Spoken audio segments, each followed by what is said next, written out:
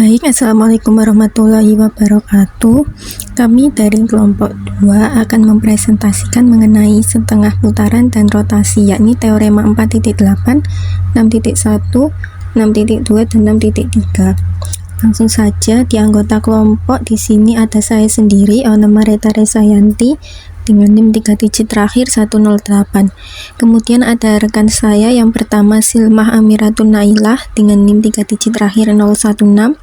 Kemudian Adinda Cahyaningrum dengan NIM 3 digit terakhir 072, dan Nazwa Aliatuz Zaila dengan NIM 3 digit terakhir 137. Langsung saja kita ke teorema 4.8, yaitu setengah putaran merupakan transformasi langsung. Untuk pembuktian di buku itu pembuktiannya seperti ini. Kita ambil sebarang titik B dan C. Kita misalkan B aksen sama dengan HAB dan C aksen sama dengan HAC. Lalu orientasi ABC positif dan orientasi A B aksen C aksen positif. Nah, di sini saya buat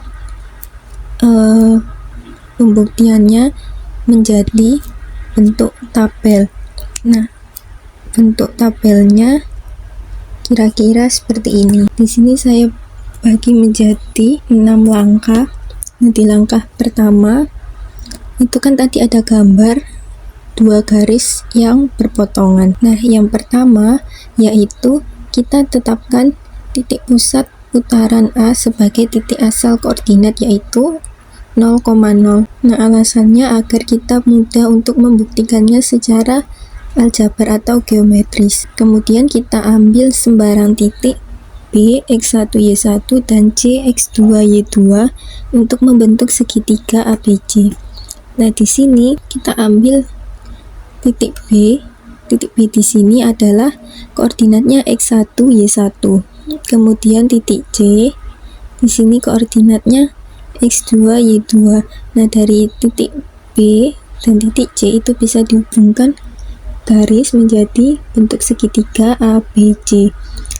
Nah, sebenarnya menghubungkan titik B dan C ini ada pada teorema di geometri, yaitu 2 titik dapat dibentuk satu garis, kurang lebih seperti itu, sehingga kita menghubungkan titik B dan C ini menghasilkan segitiga ABC. Nah, kemudian setelah kita bentuk segitiga ABC, lalu kita tentukan orientasi atau arah segitiga ABC menggunakan determinan. Nah, untuk rumus determinannya sendiri yaitu D besar sama dengan X1 Y2 dikurangi X2 Y1.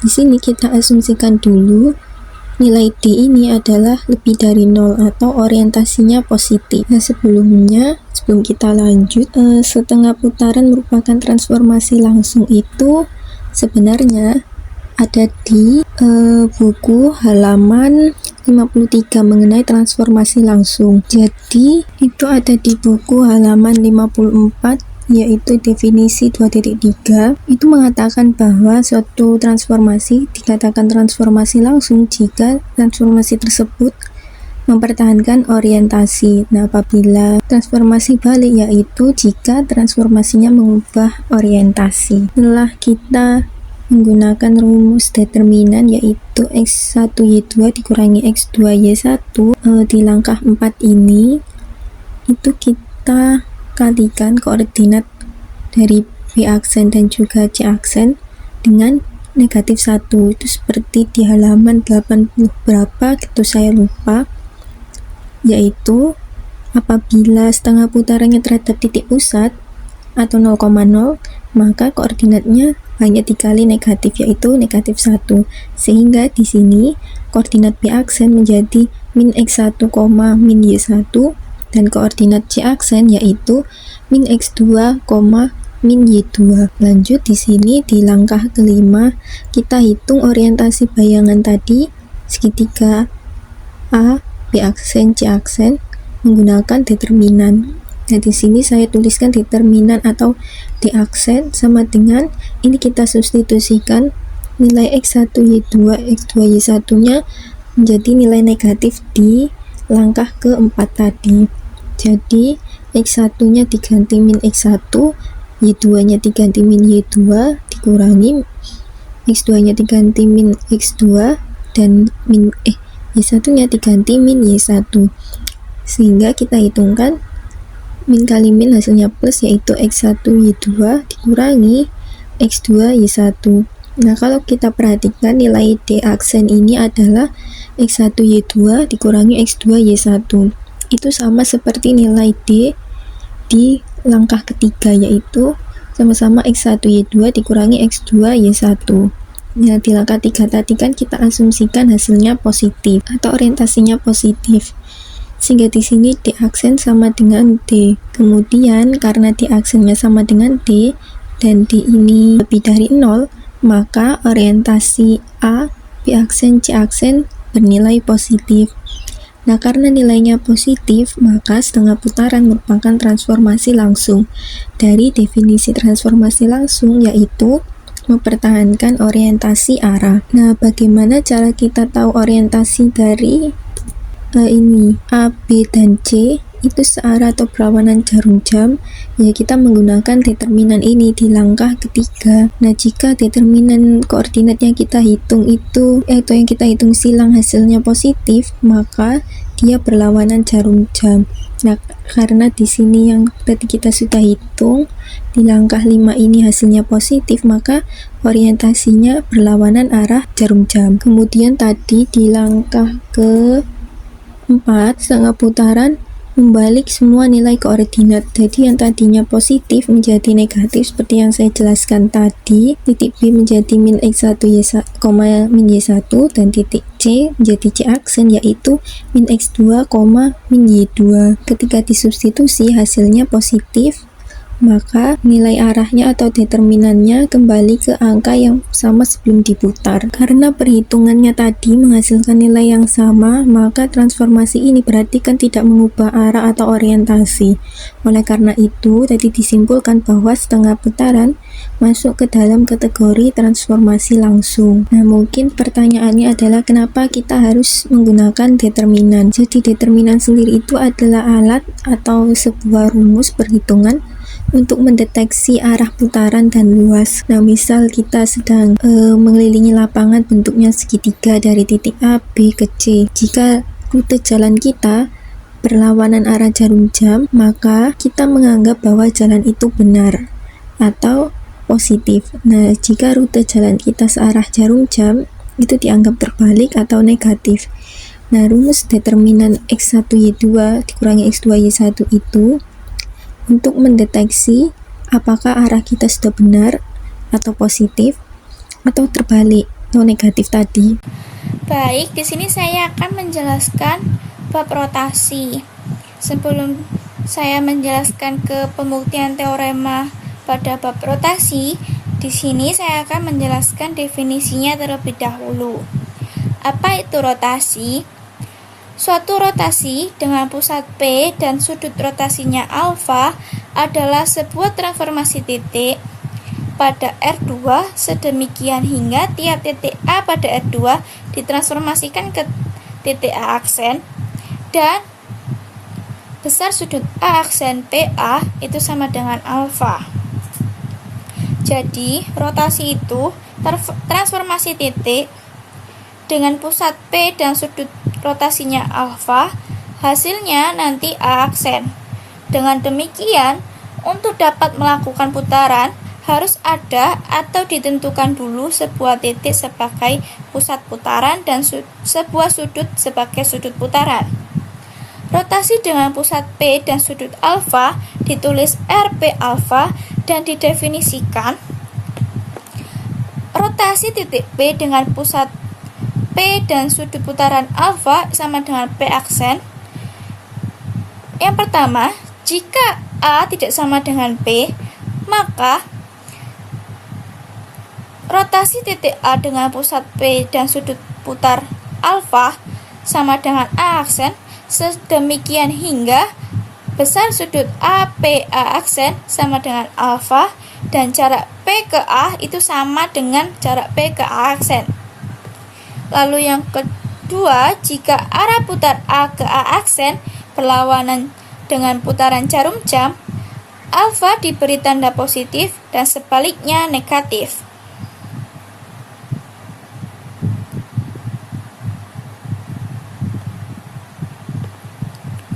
Selanjutnya, di sini saya akan membuktikan teorema 6.1.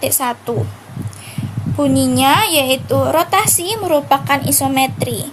Untuk membuktikannya, kita ambil sembarang titik di R2, misalkan titik A dan B, di mana dua titik ini adalah dua titik yang berbeda, yaitu A tidak sama dengan B.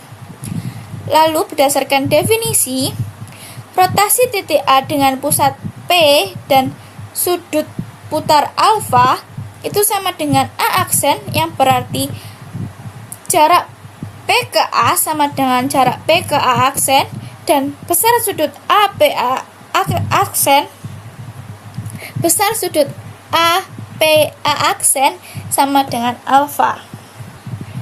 Lalu yang kedua, rotasi titik P dengan pusat P dan sudut putar alfa sama dengan P aksen, yang berarti jarak P ke B itu sama dengan jarak P ke B aksen, dan besar sudut B aksen sama dengan alfa. Sehingga di sini PA, jarak P ke A itu sama dengan P ke A aksen, dan jarak P ke B itu sama dengan P ke B aksen.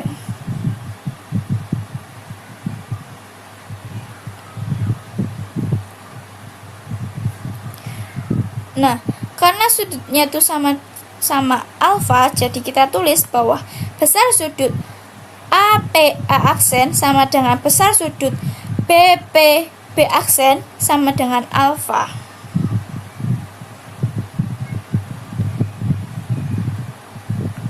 Lalu kita pandang sudut B aksen P A aksen, itu sudut ini. Untuk menentukan besar sudutnya, maka kita menggunakan alfa. Ini kan kalau full gini alfa. Lalu untuk mengetahui besar sudut yang ini aja, berarti alfa dikurangi sudut ini kan. Berarti alfa dikurangi besar sudut A aksen PB. Lalu langkah yang keenam, kita pandang juga sudut APB. Nah, untuk menentukan besar sudutnya juga sama. Kalau kesininya itu alfa, berarti untuk menentukan besar sudut APB, maka alfa dikurangi sudut ini, yaitu alfa dikurangi besar sudut A aksen PB. Dari situ, maka besar sudut B aksen P A aksen itu sama dengan besar sudut BPA, karena tadi dari sini ini cara menentukannya sama, maka kita bisa katakan bahwa besar sudutnya itu sama atau kongruen. Kita beri tanda dulu. Nah, dari situ maka kita tahu bahwa segitiga PAB itu kongruen dengan PAB itu kongruen dengan P aksen B aksen berdasarkan sisi sudut sisi.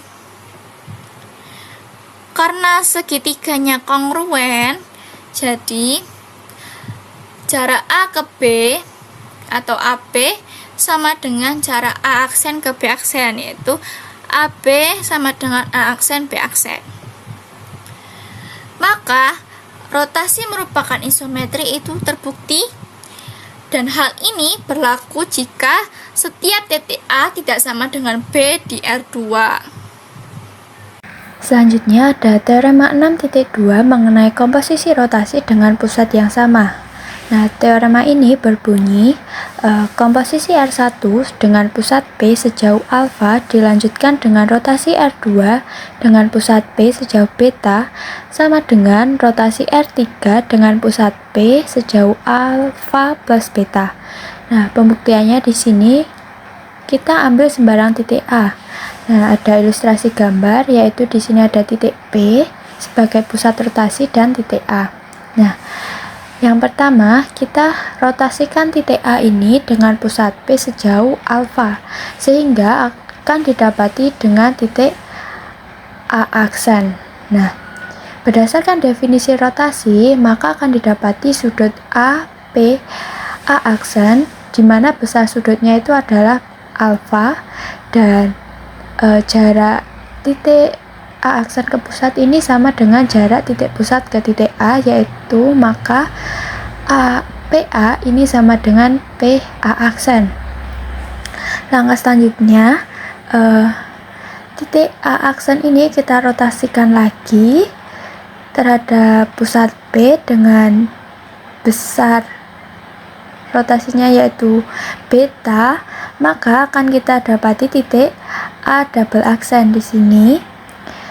Sama, berdasarkan definisi rotasi, maka akan didapati sudut A aksen P A double aksen yang besarnya itu adalah beta, dan panjang P A aksen ini sama dengan P A double aksen. Nah, karena PA ini sama dengan PA aksen dan PA aksen ini sama dengan PA double aksen, maka dapat kita tuliskan bahwa PA ini sama dengan PA double aksen karena sifat transitif. Nah, lalu kita juga dapat menghitung besar total sudut yang terbentuk, yaitu sudut APA double aksen dengan menambahkan sudut APA aksen ditambah sudut A aksen PA double aksen, atau sama dengan besar sudut dari A plus beta. Nah, karena jaraknya sama, yaitu PA sama dengan PA double aksen dan total sudutnya yang terbentuk adalah alfa plus beta, maka terbukti bahwa rotasi dari A double aksen adalah hasil rotasi titik A sejauh alfa plus beta dengan pusat P. Maka teorema 6.2 ini terbukti benar.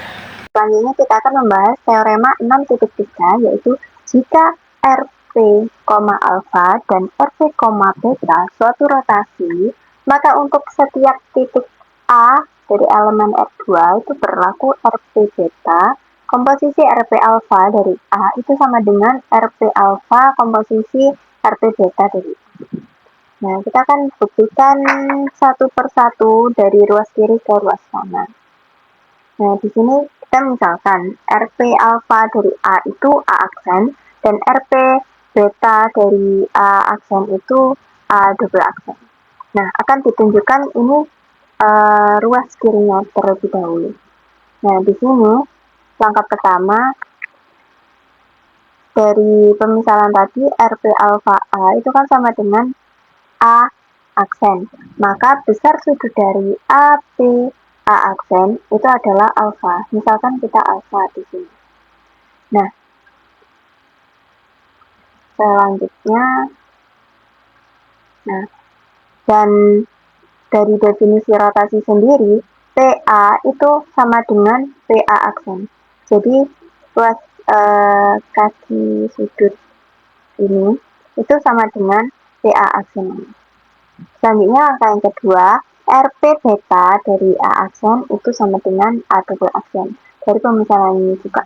Maka besar dari sudut A double aksen PA aksen itu sama dengan beta. Misalkan beta di sini. Lihat ya sudut. Dan PA double aksen sama dengan PA aksen. Gitu. Dari definisi rotasi juga. Nah, lalu dari langkah 1 dan 2 ini, kita mendapatkan kalau dikomposisikan RP beta, komposisi RP alfa dari A itu akan sama dengan A double aksen. RP alfa dari A ini kan bisa substitusikan juga dari sini, maka RP beta dikalikan dengan ini, maka menjadi A double aksen. Nah, dengan itu besar sudut dari A double aksen PA itu sama dengan alfa ditambah beta. Besar sudutnya jadinya kayak digabung alfa dan betanya gitu. Lalu ruas garis dari sudut itu PA double aksen itu akan sama dengan PA ini sama dengan ini. Oke, jadi ruas kiri ini terbukti, udah dibuktikan. Oke, lanjut ke ruas kanan, apakah sama dengan hasil ini? Oke, kita misalkan RP beta dari A ini A triple aksen, lalu RP alfa dari A itu A 4 aksen. Nah, di sini akan ditunjukkan dari ruas kanannya, yaitu RP beta komposisi RP alfa dari A. Nah, langkah pertama tadi pemisalannya ini itu akan didapat besar sudut dari APA triple aksen itu sama dengan B beta maksudnya, dan PA itu akan sama dengan PA triple aksen. Jadi BA itu akan sama dengan BA triple aksen. Di sini titiknya B ya, tapi ini B. Gitu. Oke, lanjut. Itu didukung oleh definisi rotasi. Sama halnya dengan yang tadi, di sini dari pemisalan ini, RP alfa dari A triple aksen itu sama dengan A 4 aksen. Maka besar sudut dari A triple aksen dan dari B 4 aksen itu sama dengan alfa ini. Dan PA triple aksen itu sama dengan PA 4 aksen. Itu didukung dengan definisi rotasi. Nah, dari langkah 4 dan 5, maaf ini dari 4 dan 5 ya. 4 dan 5, RP alfa komposisi RP beta dari A itu akan sama dengan A 4 aksen. Nah, dengan cara yang sama kayak tadi, bisa disubstitusikan dan didapat juga A 4 aksen. Dengan itu, besar sudut dari A 4 aksen B, A itu sama dengan beta tambah alfa. Dan dari definisi rotasi juga, PA 4 aksen itu sama dengan PA. Oke. Nah, dari langkah 3 dan 6 tadi didapatkan bahwa RP beta komposisi RP alfa dari A itu sama dengan hasilnya dari RP alfa komposisikan dengan RP beta dari A. Maka teorema 6.3 ini terbukti. Oke, baik. Terima kasih. Sekian dari kami. Terima kasih sudah menonton. Semoga ilmunya bermanfaat. Wassalamualaikum warahmatullahi wabarakatuh.